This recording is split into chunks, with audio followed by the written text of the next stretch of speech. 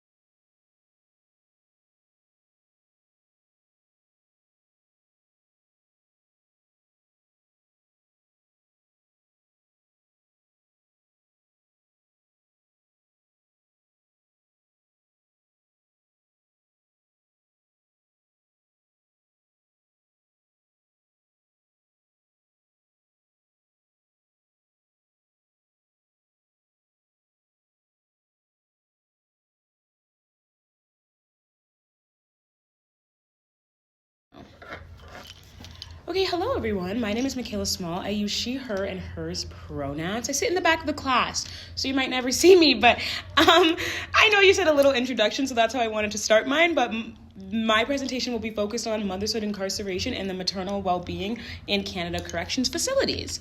My research question was, how does incarceration impact motherhood and maternal well-being? And I also wanted to scope the lens a little bit and also understand what happens when prisons replace best interest case-by-case decisions with blanket rules. Just before I get started on my presentation, I just wanted to give a background of what a blanket rule is. A blanket rule is a one-size-fits-all policy that applies the same decision to everyone in a category without looking at individual circumstances. The case that I have chosen today to back up my presentation and research question is the Alouette Correctional Centre for Women versus BC Correctional's Leadership Provincial Director Brent Marchant, who challenged this notion.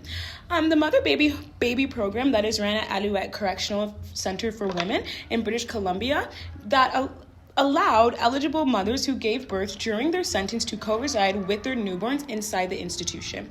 The admissions hinged on individual assessments led by Child Welfare Authority using a best interest of the child standard, not on blanket prison rules.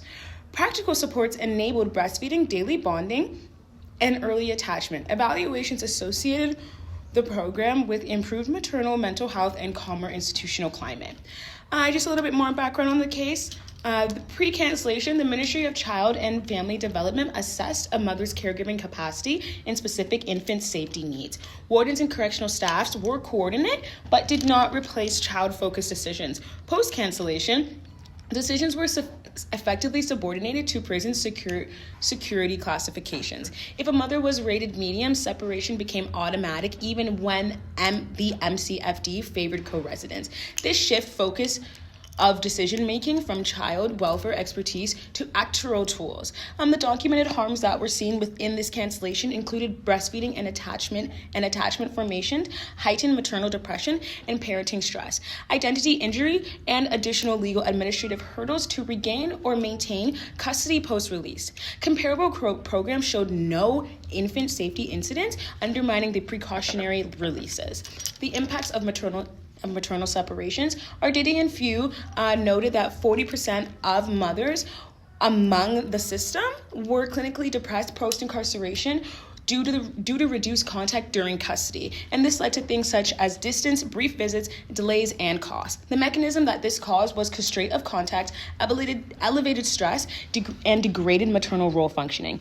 Phillips and Cohn focused more on mothers who had zero in-person visits at all, arguing that parenting programs rebuilt rational capacity and confidence for mothers as a whole, and many mothers had zero in-person visits, and the mechanisms of this were separation and institutional barriers. Cunningham also argued that motherhood becomes a negotiated identity immediately by caregivers. The inability to meet extensive mothering norms produces chronic inadequacy even among engaged mothers.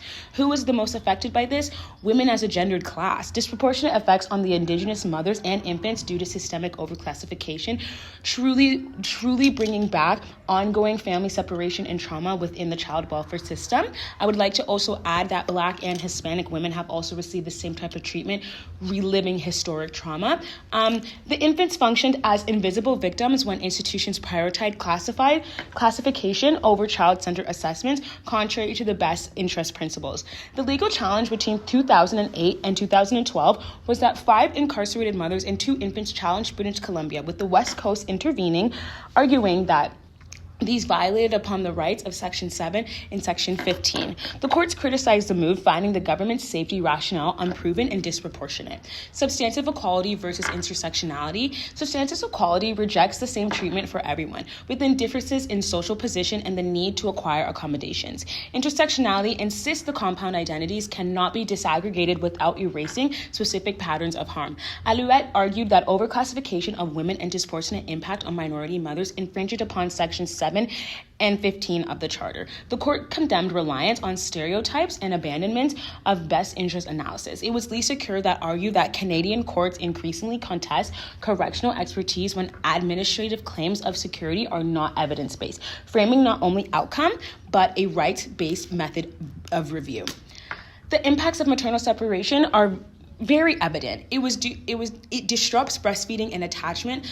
It raises higher levels of depression, and it also damages maternal identity as a whole. The course content connections that I have made throughout this presentation were culture of control in media. My lecture notes highlighted media-driven crime policy and the politicization of risk and managerialism.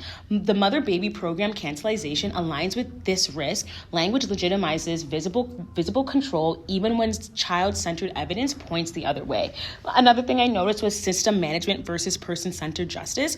It was the court's observation scholarship in Canada that urges person-centered justice, and Alouette's functions as a micro-pivot toward this approach within corrections by forcing individualized decisions and oversight. I also noticed collateral consequences and the invisible victim. Babies became invisible to policy when classification drives decisions. Alouette reframes infants as rights-bearing persons whose interests cannot be subordinated to blunt system logics. The contributions to penology and the corruptions of crime. Penology centers person-focused and rights-based decisions making within corrections, and it exposed the limits of our actualisms in relation to caregiving realities. In the corruption of crime control rhetoric justifies policy of convenient blanket separation, absent evidence, and institutionalizing harm under the banner of risk. And the method shift here was from system management to person/maternal-centered justice and demonstrable justification. The societal impacts that I did notice was public health stakes, maternal depression, and disrupted attachment increases into integrational harm and system costs. Indigenous and other minority groups and families are disproportionately affected, reproducing historical separation through neutral tools. I also noticed a community safety issue where evidence showed no infant safety gains from the blanket bans. As for my closing statement, it would be of good ethics if this program did restore individualized child welfare blood-based interest as a default, allowed code residency where it was safe, embedded prenatal healthcare and trauma-informed mental health care as a whole, and a high quality of parenting programs with coordinate re-entry and caregiving agreements. Overall, there must be a complex design that manufactures harm and aligns with correctional maternal rights. Thank you so much for listening to my presentation today, and I hope you have a great night.